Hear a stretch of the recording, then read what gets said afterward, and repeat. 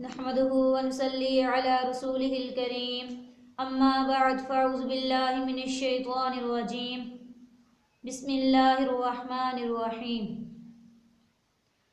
آج ہم غیبت کے متعلق تھوڑی سی بات کریں گے کہ غیبت کتنا برا فعل ہے، غیبت کتنا قبیح فعل ہے۔ اپنے بھائی کے عیب کو ڈھونڈنا، اپنے مسلمان بھائی کے عیب کو تلاش کرنا کتنا برا اور قبیح فعل ہے۔ غیبت کہتے ہیں اپنے بھائی کی کمی کو ذکر کرنا، اور یہ کمی چاہے زبان سے ہو یا کسی عضو وغیرہ سے ہو۔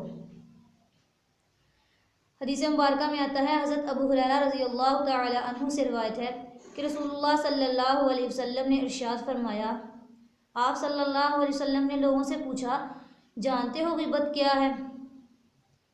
لوگوں نے کہا، اللہ اور اس کا رسول ہی بہتر جانتے ہیں۔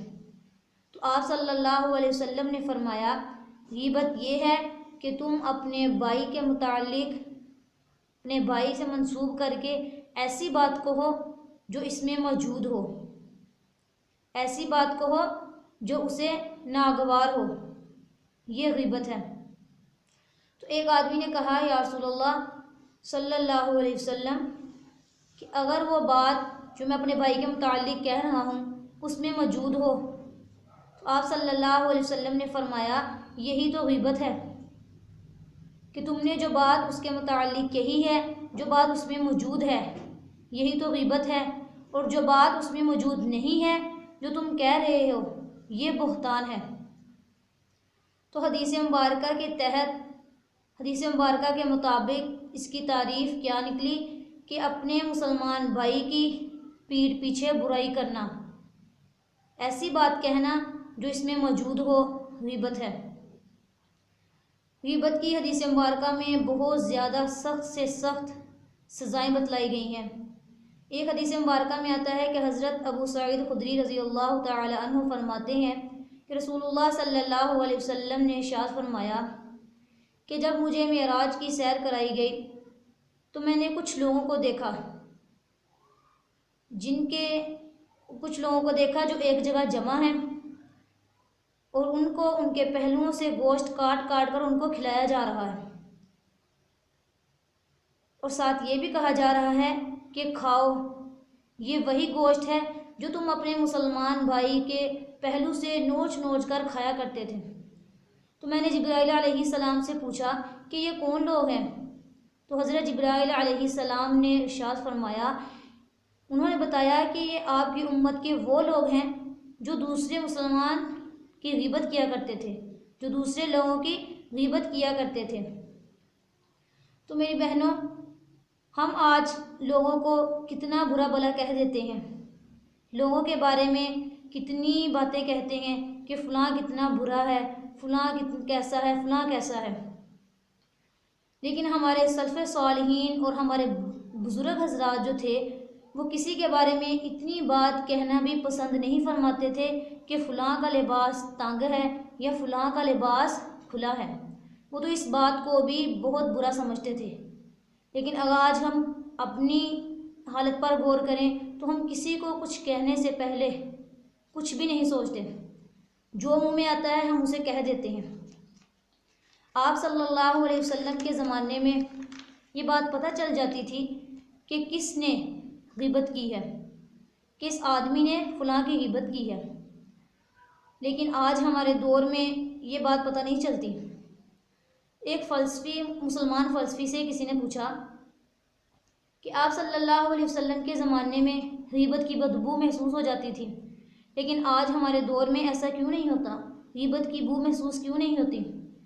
تو ان فلسفی نے اتنا پیارا جواب دیا، انہوں نے کہا کہ آج غیبت عام ہو گئی ہے، آج غیبت عام ہو گئی ہے، اس کی بدبو ہمارے دماغ میں رچ بس گئی ہے، اس کی بدبو ہمارے دماغ میں رچ بس گئی ہے۔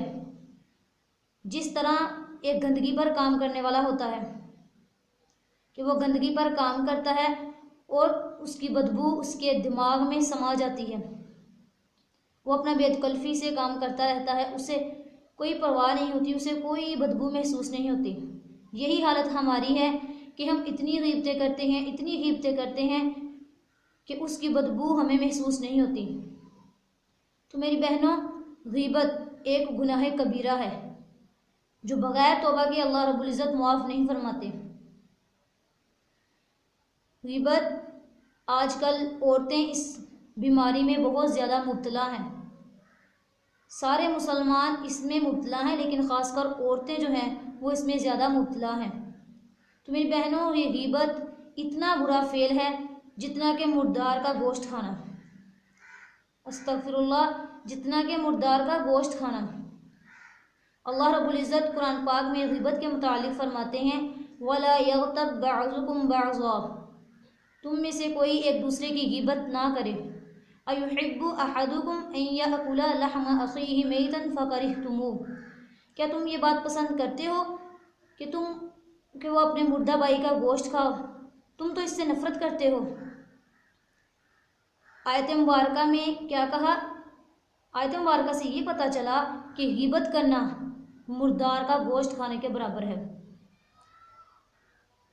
تو میری بہنوں، یہ بیماری زیادہ تر عورتوں کے اندر ہے کہ وہ جہاں کہیں بھی بیٹھتی ہیں لوگوں کی برائیاں، لوگوں کی غیبتیں، لوگوں کی چغلی کرتی رہتی ہیں۔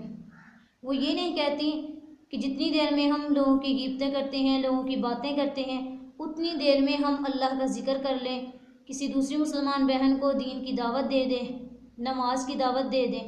نہیں، بلکہ جہاں کہیں بھی بیٹھتی ہیں برائیاں شروع کر دیتی ہیں، لوگوں کی چغلیاں، غیبت، یہ ساری باتیں کرنا شروع کر دیتی ہیں۔ اگر عورتوں سے کہہ دیا جائے نا کہ بہن کسی کی غیبت نہیں کرتے، یہ بری بات ہے، تو آگے سے کہہ دیتی ہیں کہ میں نے کون سا غلط کہا ہے، میں غلط تھوڑی کہہ رہی ہوں، میں تو وہی کہہ رہی ہوں جو اس کے اندر موجود ہے۔ حالانکہ ان عورتوں کو یہ معلوم نہیں ہے کہ یہی بات غیبت ہے، کہ جو بات اس میں موجود ہے اس کو بیان کرنا، یہی تو غیبت ہے۔ حدیث مبارکہ کے مطابق یہی غیبت ہے۔ تو میری بہنوں، غیبت کو تو زنا سے بھی زیادہ سخت قرار دیا گیا، غیبت کو زنا سے بھی زیادہ سخت قرار دیا گیا۔ حدیث مبارکہ میں آتا ہے اِیَّاکُمْ وَالْغِیبَۃُ، غیبت سے بچو، الغیبۃ اشد من الزنا، کہ غیبت زنا سے بھی زیادہ سخت ہے۔ کیا فرمایا؟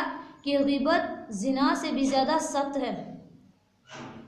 استغفر اللہ، زنا کتنی بری چیز ہے، لیکن زنا کرنے والا آدمی جب زنا کر لیتا ہے پھر اللہ رب العزت سے معافی مانگتا ہے تو اللہ رب العزت اسے معاف فرما دیتے ہیں، لیکن غیبت کرنے والا جو شخص ہوتا ہے اسے اس وقت تک معافی نہیں ملتی جب تک وہ بندہ معاف نہ کر دے جس کی اس نے غیبت کی ہے۔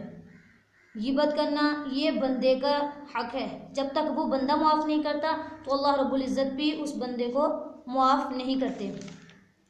تو میری بہنوں، غیبت سے اپنے آپ کو بچاؤ، اپنے آپ کو خود بھی بچانا ہے اور اپنی دوسری مسلمان بہنوں کی اصلاح بھی کرنی ہے۔ غیبت ایک ایسی بیماری ہے جو ہماری نیکیوں کو کھا جاتی ہے۔ غیبت ایک ایسی بیماری ہے جو ہماری نیکیوں کو کھا جاتی ہے۔ ہماری نیکیاں، جب آپ کسی کی غیبت کرتے ہیں تو ہماری نیکیاں اس کی طرف جا رہی ہوتی ہیں اور اس کی برائیاں ہماری طرف لوٹ کر آ رہی ہوتی ہیں۔ اس لیے میری بہنوں سے گزارش ہے، مسلمان بہنوں سے، مسلمان عورتوں سے یہ گزارش ہے کہ کسی کی غیبت نہ کریں، کسی کی برائی نہ کریں، کسی کے اندر عیب کبھی تلاش نہ کریں۔ اللہ رب العزت ہمیں غیبت سے بچنے اور اپنی نیکیوں کو بچانے کی، اپنی نیکیوں کی حفاظت کرنے کی توفیق عطا فرمائے۔ وما علینا الا البلاغ المبین۔